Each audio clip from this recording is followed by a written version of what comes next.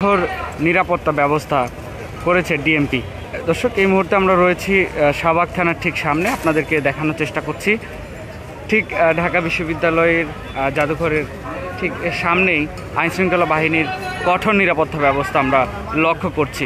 প্রত্যেকটি শিক্ষার্থী যারা ভোট দেওয়ার জন্য কেন্দ্রে যাচ্ছেন, মূলত তাদের আইডি কার্ড দেখে এবং সেগুলো চেকিং করার পরে কিন্তু তাদেরকে ভেতরে প্রবেশ করতে দেওয়া হচ্ছে। এবং আমরা একটু আগেই দেখেছি ডিএমপি কমিশনার তিনি নিজে শাহবাগ থানার ঠিক সামনে এসেছিলেন এবং পরিদর্শন করে গিয়েছেন সার্বিক অবস্থা কেমন রয়েছে। সেই সাথে রমনা জোনের ডিসি মাসুদ আলম তিনিও কিন্তু এখানে রয়েছেন এবং তিনি সেই সাথে এখানে যারা সাধারণ মানুষ ভিড় করে আছেন, মূলত আমরা যদি আপনাদেরকে একটু দেখানোর চেষ্টা করি, তাদেরকে এখান থেকে দূরে অবস্থান করার জন্য নির্দেশনা দিয়ে গিয়েছেন। এবং এখন পর্যন্ত এখানে কিন্তু আইনশৃঙ্খলা বাহিনী কাজ করছেন। সেই সাথে আমরা দেখেছি বিএনসিসি যারা সদস্য রয়েছে তারাও কাজ করছেন।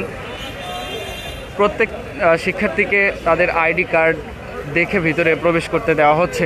আপনাদেরকে যদি জানিয়ে রাখি যে আজকে সকাল থেকেই কিন্তু নির্বাচনের যে ভোট গ্রহণ সেটি কিন্তু শুরু হয়ে গিয়েছে এবং সেই সাথে নির্বাচনের যে আমেজ সেটি কিন্তু বিরাজ করছে। দর্শক, আপনারা যেমনটি দেখতে পাচ্ছেন দৈনিক ইত্তেফাকের মাধ্যমে আপনাদেরকে দেখানোর চেষ্টা করছি।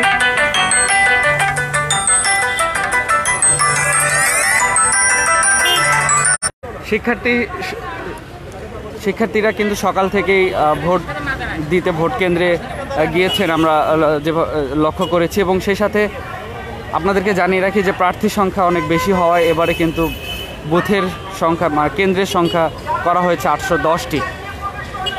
সেই সাথে আজকে কিন্তু নির্বাচনের যে আমেজ সেটি কিন্তু বিরাজ করছে শিক্ষার্থীদের মাঝে। আমরা যেমনটি দেখেছি যে প্রার্থীরাও সকাল থেকে বিভিন্ন কেন্দ্রে ভোট, তাদের যে ভোট সেটি দিতে যাচ্ছেন। এবং এই মুহূর্তে যেটি আপনাদেরকে দেখানোর চেষ্টা করছি, শাহবাগ থানার ঠিক সামনে এখানে নিরাপত্তা বাহিনী, আইনশৃঙ্খলা বাহিনী, বিএনসিসির সদস্য, স্কাউটের সদস্য সবাই কিন্তু এখানে কাজ করছেন নিরলসভাবে। এবং এখানকার যেই সার্বিক অবস্থা সেটি আপনারা দেখতে পাচ্ছেন। যারা ঢাকা ইউনিভার্সিটির শিক্ষার্থী রয়েছে তাদের আইডি কার্ড কিন্তু চেক করা হচ্ছে এবং সেটি দেখে তাদেরকে ভিতরে প্রবেশ করতে দেওয়া হচ্ছে।